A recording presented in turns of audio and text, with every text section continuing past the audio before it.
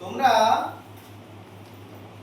যুক্ত বর্ণ শিখেছো এবং যুক্ত বর্ণ দিয়ে কিভাবে শব্দ তৈরি করতে হয় সেটাও শিখেছো। ঠিক আছে, তোমরা তো সবাই পারবে। এখন আমি যেটা শেখাবো সেটা যুক্ত বর্ণ দিয়ে কিভাবে আমরা একটা বাক্য তৈরি করব। তাহলে বাক্য কাকে বলে না, অনেকগুলো অর্থপূর্ণ শব্দ পাশাপাশি বসে যখন আমাদের মনের ভাব প্রকাশ করি আমরা সেটিকে আমরা বলছি বাক্য, তাই তো? যেমন ধরো আমি বাজারে যাব, তাহলে আমি একটা শব্দ, বাজারে একটা শব্দ, যাবো একটা শব্দ, তাহলে তিনটে অর্থপূর্ণ শব্দ নিয়ে আমি কি করলাম, একটা বাক্য তৈরি করলাম। এবং এই বাক্যটার মানেটা কি না, আমি বাজারে যাব, কারণ আমি কাউকে বলছি আমি এখন বাজারে যাব, তাই তো?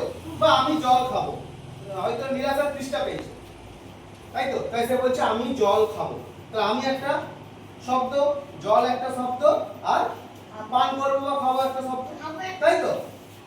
তাহলে আজকে আমরা যুক্ত বর্ণ দিয়ে কিভাবে বাক্য তৈরি করতে হয় সেটা আমরা শিখব। যেমন ধরো একটা যুক্ত বর্ণ অস্ত, ঠিক আছে?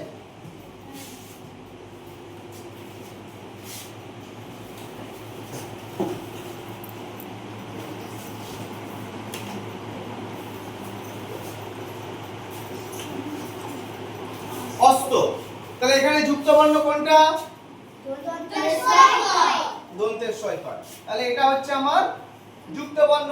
আচ্ছা, অস্ত দিয়ে আমরা কি করব, বাক্য তৈরি করব। তাহলে সূর্য পশ্চিম দিকে অস্ত যায়,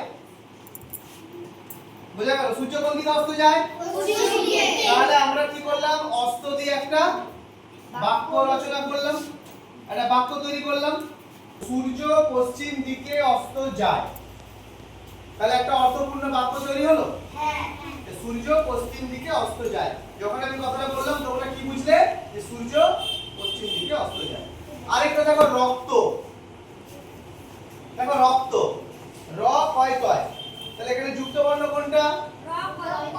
কয় কয়টা, তাহলে কয়ের সঙ্গে ক যুক্ত হয়েছে, তার সঙ্গে র যুক্ত হয়ে রক্ত হয়ে গেছে। তাহলে আমাদের রক্তের রং লাল, তাহলে আমরা আমার হাত কাটলে পা কাটলে আমরা কি দেখি, লাল রঙের কি বেরোয়, রক্ত বেরোয়। তাহলে রক্তের রং আমাদের কি, লাল, তাই তো? এবার ধরো ত্বক, তয় বয় ক, ত্বক, ত্বক মানে কি,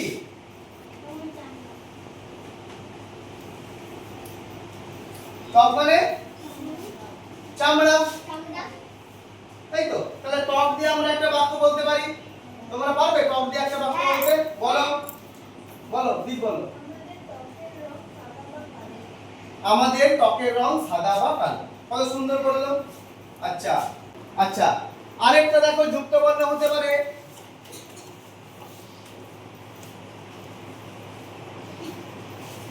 কি লিখলাম, জ্বর, তাহলে এখানে যুক্ত বর্ণ কোনটা? তাহলে জ্বর দিয়ে একটা কেউ বলতে পারবে বাক্য, আমার জ্বর হয়েছে, দিবে জ্বর হয়েছে। আচ্ছা, প্রীতি কিছু জ্বর দিয়ে কিছু বাক্য বলতে পারবে, দাঁড়িয়ে বলো। আমার শরীর খারাপ হয়েছে তাই জন্য আমার জ্বর হয়েছে। আর তুমি কিছু বলো, নীলাশা পারবে কিছু বলতে? আচ্ছা, জ্বর দিয়ে অনেক কিছু বলা যায়, যেমন ও বললো যে আমার কালকে জ্বর হয়েছিল বা আমার শরীর খারাপ হয়েছিল, এরকম জ্বর। তাহলে জ্বর হলে আমাদের গায়ে কি হয়, তাপমাত্রা বাড়ে, তাই তো? তাপমাত্রা বাড়লে আমরা কি করি, থার্মোমিটার দিয়ে দেখি, তাই তো? তাহলে জ্বর, তাহলে জ্বর দিয়ে, জ্বরও কিন্তু একটা যুক্ত বর্ণ, বর্গের জ্বর বয় র জ্বর, এই জ্বর দিয়ে আমরা একটা বাক্য দেখলাম, ঠিক আছে? এরকম আরো হতে পারে চন্দ্র, চন্দ্র মানে চাঁদ, চাঁদ কোথায় ওঠে, রাতের বেলা কোথায় দেখি আমরা, আকাশে, তাই তো?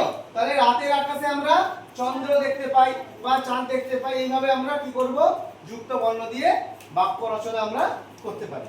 সবাই তোমরা বুঝতে পেরেছো? আচ্ছা, ঠিক আছে।